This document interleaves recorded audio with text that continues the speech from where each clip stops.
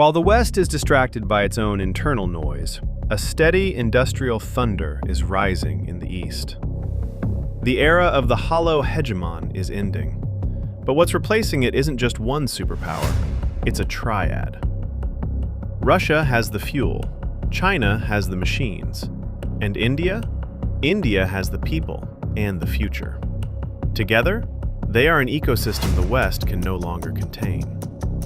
Most analysts say these three can't get along. They're wrong. They aren't building an empire of conquest, they're building a bridge power that makes the old world order obsolete. Today, we look at the blueprint of a 300-year shift. Welcome to the Global Vantage Point. See, for most of human history, Asia was the world's economic, scientific, and cultural hub. So what we're watching, after a few centuries of Western dominance, is history coming full circle. And this really shows you the stark contrast, doesn't it? In the West, especially the US, so much energy is pointed inward, getting tangled up in deep ideological arguments. But in the East, the focus is all outward, building, expanding, creating this new global pulse. That massive difference in focus is what's creating a huge vacuum of power. So, to really get a grip on this global shift, we have to start with why that power vacuum is even forming. And that brings us to this idea of America as a hollow hegemon. So what's really driving this decline? It's not just about other countries getting stronger, though that is a massive part of the story. A really critical piece of the puzzle is the hollowing out of American power from the inside.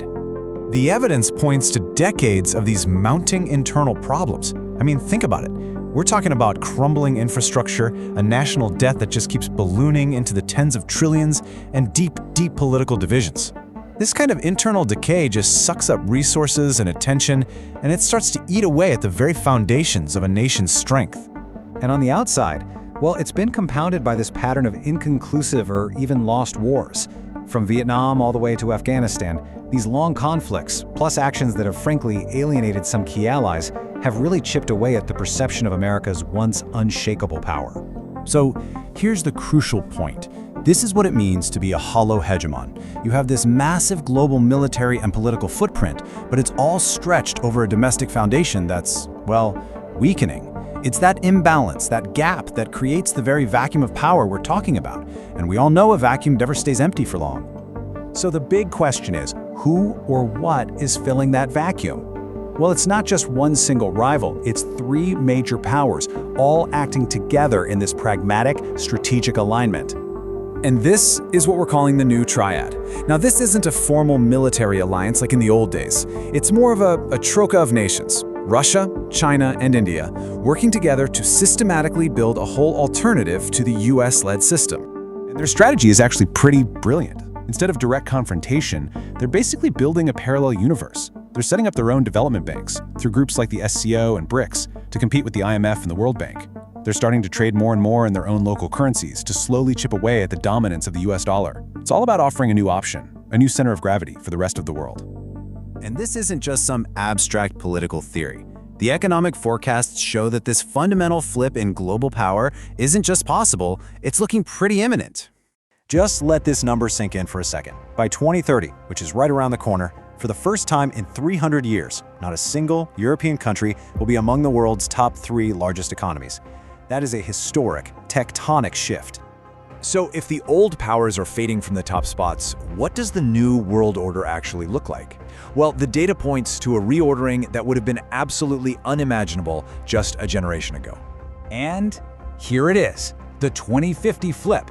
Projections show China taking the top spot as the world's largest economy. But the real headline here might be India, rocketing into second place. The United States projected to be number 3. This isn't just a minor shuffle.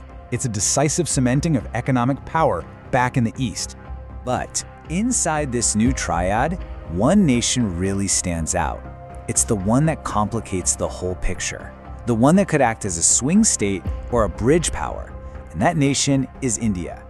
You see, India's path to power is just different. It's historically unique. Its rise isn't built on the models of conquest or colonialism or authoritarian control that defined so many other global powers both in the past and even today.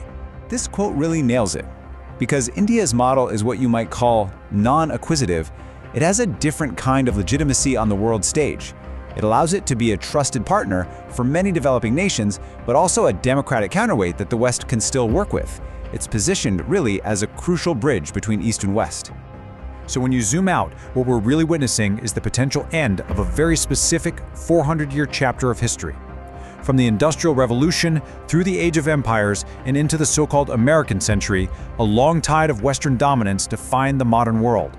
It now looks like that tide is finally turning. And that brings us to the final and most provocative question. This is really what you should take away from all this. The world is rebalancing. The triad of China, India, and Russia is actively building a new system. So the most critical question isn't whether this change is happening. It is. The question is America ready to adapt? Is it ready to be a great power among equals instead of the sole superpower? Or is the American century truly over?